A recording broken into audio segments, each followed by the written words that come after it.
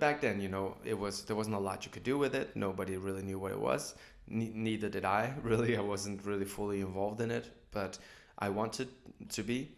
So I created a group on Facebook called Bitcoin Talk Denmark, because there was an official Bitcoin Talk forum where kind of it all started.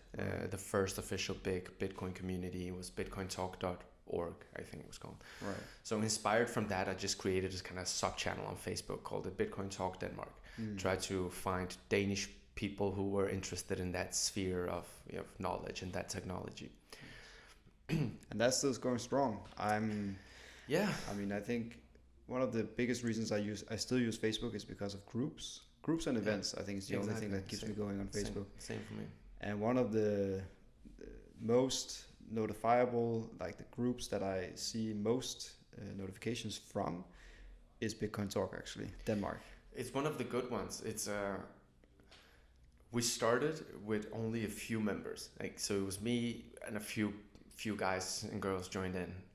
Who am I kidding? There were no girls.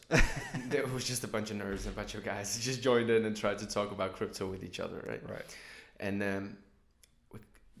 as the price of Bitcoin rose, the more media attention came towards it, the more people started joining. Right. And then the more rules we started adding to the group, grew the concept, changed the concept of it, got some moderators and stuff, some of the early people to help manage the group. And now it's like, I think 14,000 people, but so it's not the biggest forum out there, but it's a quality one. Was there a lot of shit going on in the group, like people spamming and all that kind of stuff? Because I think the reason why I still use it also is because people actually post relevant stuff. So there must be a moderator or somebody. We don't allow, we have kind of strict rules. Yeah. Like we don't, so for example, we saw that all of a sudden everybody started posting referral links. Like, hey, if you sign up using my link, we both get 5%. And, it didn't. So we said, all right, you can post referral links if it's followed by an in-depth kind of argumentation of why you did what you did, why you think is cool, or there had to be some kind of value in it. Right. You can't just post, hey, use my link. Yeah. And in the early days, people started buying and selling to each other through the group.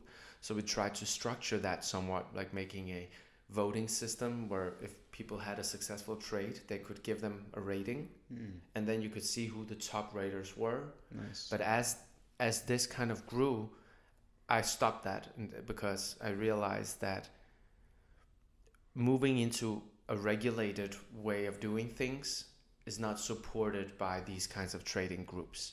Right. And people cheated each other sometimes. People, had disagreements, and then people started saying to me, "Hey, man, Jack, this guy just did this to me, and this guy." And fuck you were the reason why I got into the group in the first place. It's your fault. That wasn't too bad. It was more like, hey, man, this Jacob guy, he left out 100 krona out of my payments. Can't you let him know that he's a douchebag? No, I can't. I don't want to be in between these things. Right. So we quickly stopped that, and then it just stayed as a forum of conversation.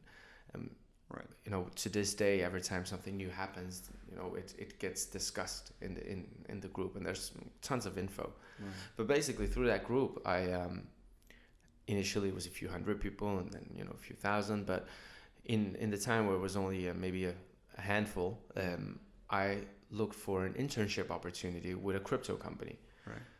There were none. So I just wrote in that group, like, hey, people, do you know any crypto businesses? And then a guy contacted me who was running a business called Beeps. And, for those who know the Danish fintech crypto scene, they are the ones that merged with Bitcoin Nordic and then became Coinify.